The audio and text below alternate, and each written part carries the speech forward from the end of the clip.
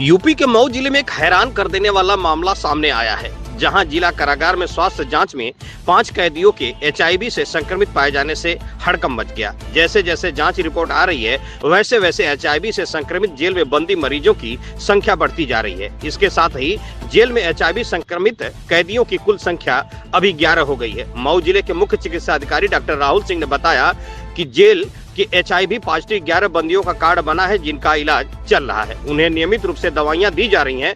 बंदियों में से 7 बलिया के हैं तथा 4 मऊ से हैं, जिन्हें एचआईवी पॉजिटिव जांच में पाया गया है। अन्य लोगों की जानकारी अभी नहीं है। जैसे जैसे जांच रिपोर्ट मिलेगी, वैसे वैसे इलाज की व्यवस्था सुनिश्चित की जाएगी। वहीं कुछ कैदियों में ड्रग लेने की आदत है, जिसमें से एक ही सुई से बार बार इस्तेमाल से संक्रमण हुआ है। जेल प्रशासन ने कैदियों के बीच जागरूकता बढ़ाने और संक्रमण से बचाव के उपाय को सख्ती से लागू करने की दिशा में कदम उठाने की बात कही है। सबसे बड़ा सवाल यह है कि जेल में प्रशासन इतनी बड़ी लापरवाही कैसे कर सकता है। साथ ही जेल के अंदर ड्रग और सुई कैसे पहुंच गए, जिससे कि एक ही सुई के इस्तेमाल के कारण अन्य कैदियों की जान पर बन आई है। दूरदर्शन भारत समाचार से सुमित चौहान की खास रिपोर्ट। सर, जिला जेल में मामला आया है जो है एड्स को लेकर के कि 13 जो है पॉजिटिव पाए गए हैं। सर, क्या है पूरा मामला? देखिए, एड्स एक बीमारी है और ये एक तरह से जैसे शुगर डायबिटीज़ होती है, वैसे ये भी है। ऑटो इम्यून डेफिशिएंसी सिंड्रोम कहते हैं और ह्यूमन इम्यूनो डेफिशिएंसी वायरस इसका कारण होता है। इसमें शरीर में जो प्रतिरोधक क्षमता होती है वो धीरे धीरे कम होती है और इसका पहला लक्षण आता है कि आदमी को क्रोनिक डायरिया हो जाता है और उसके बाद उसका वजन क्रमशः घटेगा और टीबी का रोगी हो जाएगा या अन्य किसी बीमारी से ग्रसित होगा और अन्य किसी बीमारी से ही उसकी मृत्यु होती है। अब इसकी बहुत अच्छी दवाएं आ गई हैं। हमारे पास जो सेंटर्स हैं उसमें सभी दवाएं मुफ्त हैं, सभी के कार्ड्स बनते हैं, सभी दवाएं निःशुल्क मिलती हैं और इन 11 मरीजों का इलाज कार्ड बना के नियमित रूप से चल रहा है। हर महीने हम लोग एचआईवी की स्क्रीनिंग करते हैं। अगर कुछ रोगी और भी आते हैं तो उनकी वो दवा दी जाएगी और सभी दवा ले रहे हैं, रेगुलर रूप से नियमित रूप से दवा ग्रहण कर रहे हैं और सभी लोग किसी अन्य बीमारी की चपेट में नहीं आए हैं। और चूँकि ऐसा बीमारी है जीवन भर पर्यंत चलती है, पूरे जीवन भर चलती है, तो नियमित दवाएं बड़ी महंगी हैं। इसकी एंटीवायरल ड्रग्स हैं, वो सभी सरकार द्वारा दी जाती है और उन दवाओं से सभी लोग स्वस्थ हैं, कहीं कोई परेशानी नहीं है। तो सर, जो 13 लोग हैं कि 11 लोग हैं सर जिला जेल में? अभी तो 11 लोग थे, आप 13 बता रहे हैं तो मैं पता करूँगा। कहाँ के रहने वाले हैं सर? कुछ उसमें 7 बलिया के हैं, बाकी 5 जो हैं हमारे 4 हुआ ना, वो यहाँ के मऊ जनपद के हैं। हाँ सर, बताया जा रहा है कि जो है टैटू बनाने की वजह से इस तरह का समस्या आई है। देखिए, एचआईवी का जो मुख्य कारण होता है वो जो बॉडी फ्लूइड है, शरीर का जो पानी है, चाहे वो सीमेन के रूप में हो, चाहे ब्लड के रूप में हो, चाहे किसी के इन्फेक्टेड सिरिंज के रूप में हो, तो ये जब जाता है तभी वो वायरस प्रवेश करता है और जब प्रवेश करता है तो हमारी शरीर उससे लड़ती है और अगर शरीर कमज़ोर पड़ती है तो ये बीमारी पैदा हो जाती है। तो टैटू भी निश्चित रूप से, जैसे एक किसी का टैटू बनाया आपने, किसी ने बनाया और उसी सिरिंज से अगर दूसरा टैटू बनेगा तो निश्चित रूप से उसको बीमारी होगी। तो संक्रमित ब्लड चढ़ाने से भी होती है, संक्रमित नीडल से होती है, असुरक्षित यौन संबंध से होती है और किसी भी तरह के व्यक्ति को अगर किसी तरह का उनका बॉडी फ्लूइड दूसरे के कांटेक्ट में आएगा तो बीमारी पैदा करता है। इसकी सभी को शिक्षा दी जाती है और असुरक्षित यौन संबंध के लिए तो बहुत समय से लोग जानते हैं।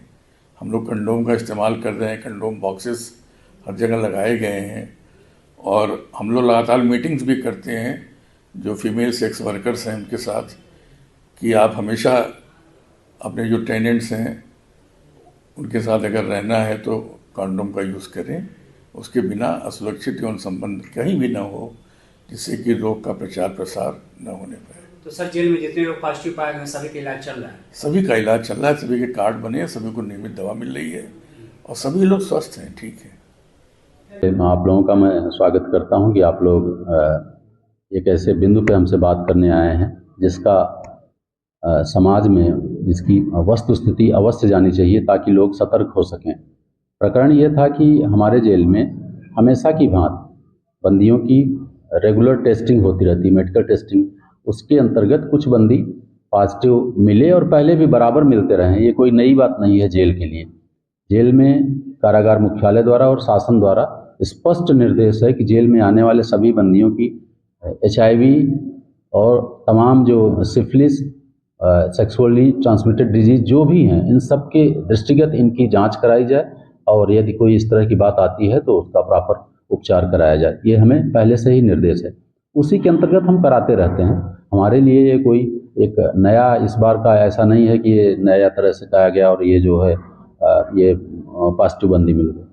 उसी कोर्स में कभी 10 होते हैं, कभी 11 होते हैं, कभी 12 होते हैं। वर्तमान में 13 बंदी ऐसे हैं जिनमें HIV पॉजिटिव पाया गया है, जिसमें से 10 बलिया के बंदी हैं और 3 मऊ के बंदी हैं। एक विशेष बात हम लोगों ने काउंसलिंग में ये पाया कि जो 10 बलिया के बंदी हैं उसमें आधे से अधिक बंदी ऐसे हैं जो अभी हाल में संपन्न हुए ददरी मेले में टैटू गुदवाए थे। आशंका व्यक्त की जा रही, हमारे डॉक्टर साहब भी यही बात बता रहे थे कि संभव है कि ये ददरी मेले में जो टैटू इन लोगों ने गुदवाया था उससे इन्फेक्शन फैला इन लोगों में और ये HIV पॉजिटिव हो गए। सर बलिया के कितने हैं? बलिया के 10 हैं, मऊ के 3। Thank you. विकेश प्रजापति हमारे यहाँ एक बंदी था जो दहेज प्रथा के मुकदमे में सजा हो गई थी उसको 10 साल की, वो सजा काट रहा था। मेरे इस कारागार पर ज्वाइन करने के उपरांत मैंने देखा कि ऑफिस के लगभग सभी टाइपिंग के काम, कंप्यूटर संबंधित काम वही करता था। कार्यशैली भी उसकी अच्छी थी और व्यवहार भी उसका अच्छा था। बंदी होते हुए भी वो ऑफिस में बैठ के काम करता था। 24 मई 2024 को जब उसकी सज़ा पूरी हुई तो आपस में मैंने उससे बात किया। हमने कहा कभी कोई आवश्यकता पड़े तो जेल में आके तुम काम कर दोगे? उसने हामी भरा हाँ साहब बिल्कुल मैं काम कर दूंगा। इत्तेफाक से जुलाई में हमारे हेडक्वार्टर द्वारा एक सूचना हम लोगों को दी गई कि आउटसोर्सिंग के माध्यम से कंप्यूटर ऑपरेटर की भर्ती जेम पोर्टल की जाए। मैंने इसको बुलवाया, ये सब काम जानता था, देखा इसका, ये काम करने के लिए तैयार हो गया और उसको जेम पोर्टल के माध्यम से कंप्यूटर ऑपरेटर के पद पे यहाँ पे आउटसोर्सिंग के जरिए से रखा गया। यह बंदी बहुत ही विनम्र है, काम करने में दक्ष है और सबसे बड़ी बात ये है कि हमारी वर्तमान सरकार, हमारे कारागार मुख्यालय के अधिकारी, सभी हमारे माननीय मंत्री जी, सबकी एक मन में एक बात रहती है कि बंदी जो यहाँ से छूटे उनका किसी न किसी तरीके से पुनर्वास हो सके। तो बंदी के पुनर्वास का ये सबसे ज्वलंत उदाहरण है। संभवतः किसी और भी जेल में होगा, मैं नहीं बता सकता, मुझे जानकारी नहीं है, लेकिन अपने आप में एक अनूठा उदाहरण है कि बंदी यहाँ से अच्छे आचरण के चलते 10 साल की सज़ा को 8 साल कुछ महीने में काट के छूटा और उसके बाद फिर से कारागार विभाग के निर्देशित किए जाने पर एक ऐसी पुनर्वास की योजना में फिर से जेल में काम कर रहा है। तो ये बहुत ही काबिल तारीफ है हम सब के लिए, हमारे समाज के लिए, हमारे सरकार के लिए, हमारे अधिकारियों के लिए। कहाँ के रहने वाले हैं? ये यहीं मऊ शहर का ही रहने वाला है। सर वो ये आउटसोर्सिंग सैलरी है, तो सैलरी वो कंपनी देगी? सैलरी कंपनी देगी नहीं, जिस जेम पोर्टल पे जब जिसने इनको हायर किया है उसके माध्यम से इनको सैलरी मिलती है और 5 महीने की इसको सैलरी दी जा चुकी है। ये कितने महीने से काम कर रहे हैं? 5 महीने से, ये 5वां महीना इसका चल रहा है।